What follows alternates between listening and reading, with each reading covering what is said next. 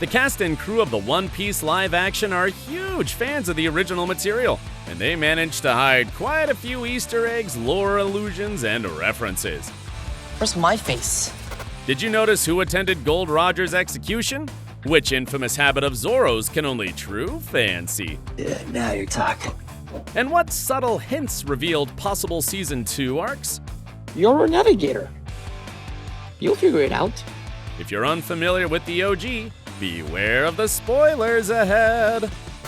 So many familiar faces. The first scene of the live-action series sticks pretty close to the source material. It introduces Gold Roger, who launches the quest for his treasure. Now I'm bringing it to one and all. Yet there were quite a few other familiar faces in the crowd. This, for example, is red-haired Shanks. And this is Dracule Mihawk, the legendary swordsman who's yet to find his huge hat. Plus, you could have spotted his coffin boat in the port. And here are the characters who haven't been introduced in the live-action series yet. For instance, we see Smoker, a ruthless Marine captain. We'll talk more about him a bit later, so keep watching. In another blink-and-you'll-miss-it moment, you can spot Monkey D. Dragon in his green cloak. Fans of the OG know that he's Luffy's father and leader of the Revolutionary Army. And here's another mysterious character. There's speculation that, based on the jewelry she's wearing, she might be a young crocodile. If so, it would confirm a fan theory that this character used to be a woman. And what do you think? Share in the comments who else you've noticed in the intro scene. And we're moving on! Zoro's infamous trait. It's no secret for the OG fans that this guy finds it hard to navigate. So, more often than not, Zoro is totally lost. There were a few allusions to this in the series, even in the very first mention of his character. He booked passage to Six's Island. After that, I don't know. Fans know that this island is deserted, so Zoro probably went there by mistake. Then it happened again. This place is a maze, said Zoro, standing in the middle of a straight hallway. But we must say his poor navigation skills proved useful at least once, because he saved Luffy from the Marines by getting lost. You know where to find me. I didn't. Thought I was headed back to the house. Well, at least he was honest. And here's another connection to the OG. Straw hat fashion. Hey, Zoro! What you gonna wear? Something black. Another nod to Oda Sensei's masterpiece is the way the straw hats are dressed. For example, Nami's first outfit in the series was based on an early concept of her character. Back then, Oda Sensei was thinking about making her a cyborg with a battle axe as her weapon of choice. Obviously, this was later changed, but the outfit designs remained, and the showrunners decided to use them. Just like Nami's other ensembles, including the Chinese-style dress she wore in Kaya's mansion. All the outfits for her, Luffy, Zoro, and Usopp were based on the manga and Oda's work. Of course, Sanji's signature suit style also came from there. This is how the manga was brought to life, through hard work and attention to detail. And it's not only with the main characters. Our costume design is absolutely incredible. We have a lot of nods to things Ultimate fans would know. And here's something else only true admirers of the series would notice. Many things about Buggy. The episode that introduced the Chop Chop Man also had quite a few nods to the OG. For example, when Buggy comes to the stage, he briefly talks to his first mate, Moji the Beast Tamer, although he isn't accompanied by his pet lion Richie, presumably due to the show's budget limitations. Yet his absence doesn't go unnoticed as Buggy asks Moji where Richie is. Then as he talks to Luffy, the clown recalls that he and Shanks used to be friends. And it's also a nod to the two of them being crewmates of Gold Roger's ship in the OG. Yet the brightest Easter egg is Buggy's bite-sized look after the Straw Hats crew defeat him. Even the main cast were excited to watch this scene. Oh yes, this is my favorite. This is my favorite. It looks exactly like the anime. Yes! Yes! The only difference is that the clown pirate gets his body back much quicker in the live action than in the anime, but we don't blame the showrunner for this change. And what about another one? Don Krieg and his crew. Remember this guy who briefly appeared before falling victim to Mihawk? Why are you after me? You woke me from my nap. Fans of the OG know that it was Don Krieg, a pirate leader with a massive fleet and a serious intention to take on the East Blue. Besides, we also see his crewmates and even a dead body of Pearl on the ground next to the captain.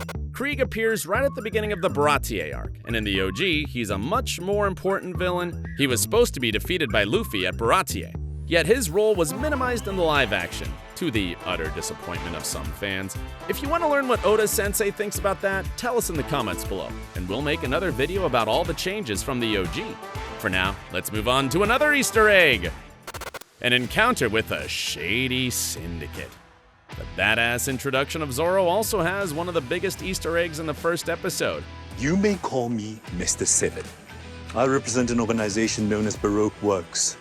And the weird-looking guy proceeds to show his, let's say, business card. Later, we see the same card on Garp's table and learn that he's been following the shadowy organization's tracks. But back to Zoro and Mr. Seven. Kinda got my own thing going on. Although the OG doesn't have this scene, fans remember an allusion to Zoro killing Mr. Seven in the Arabasta arc. It follows the events of the first season, so we'll probably see it in the second one. What's more, Mr. Seven's design is based on Oda Sensei's sketch of the character. Looks pretty similar, right? So it's actually cool that we got to witness what happened between him and Zoro. My favorite is number 1. But Luffy became number 1, at least when it comes to getting a bounty poster. Wanted, dead, or alive. As soon as Kobe and Luffy arrive at Shellstown, they see a wall of posters. It's terrible. I know, right? Where's my face? As if you expected him to say anything different. Anyway, if you're attentive enough, you can spot a few familiar names on those posters. There's Bellamy the Hyena, Foxy the Silver Fox, Django. It could easily be a tease for those pirates' appearances in future seasons. And eagle-eyed fans also notice someone else even more important. We're talking about Cavendish, of course. His poster is torn and we can only see "in dish" on it, but there can be no mistake. Let me remind you, Cavendish is known as the Pirate Prince who joins Luffy as a member of the Straw Hat Grand Fleet. Can't wait to see him in the live action, especially if they add more touching nods, like this one. 2 meaningful songs. Have you noticed the song playing in the background while Shanks is tending to Luffy's wound? Don't stitch it too good. I want everyone to see my scar. Scars don't make the man live. It's Bink Sake. In the OG, it's often played by Brook, a member of the Straw Hats crew who is yet to appear in the live action. Fans will know that the song is very important to all pirates in the world of One Piece as a symbol of friendship. So hearing it during Luffy's conversation with Shanks creates a meaningful connection. Another significant song you may notice in the live action is "We Are." The tune is easily recognizable as it was the first opening theme for the anime, and in the series, it plays twice, when the Straw Hats set off on the Going Merry for the first time, and then again when they sail ahead after defeating Arlong.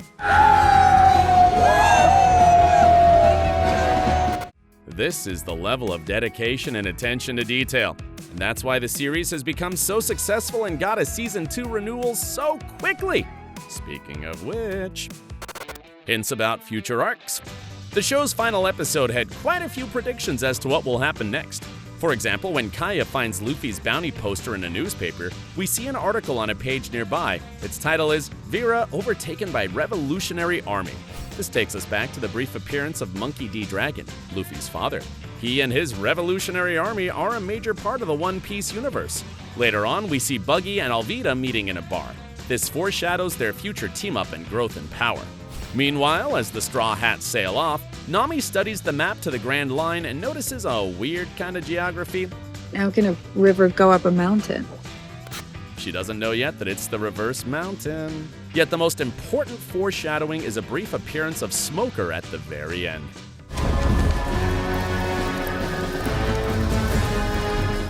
It's that ruthless Marine captain whose younger version we saw during Roger's execution. In Season 2, he'll probably be waiting for Luffy in the log town city for an ultimate battle. And here's a bonus for those who watch till the end. An unexpected cameo. Did you recognize the voice who narrated the One Piece intro? A new age was born. The Great Pirate Era.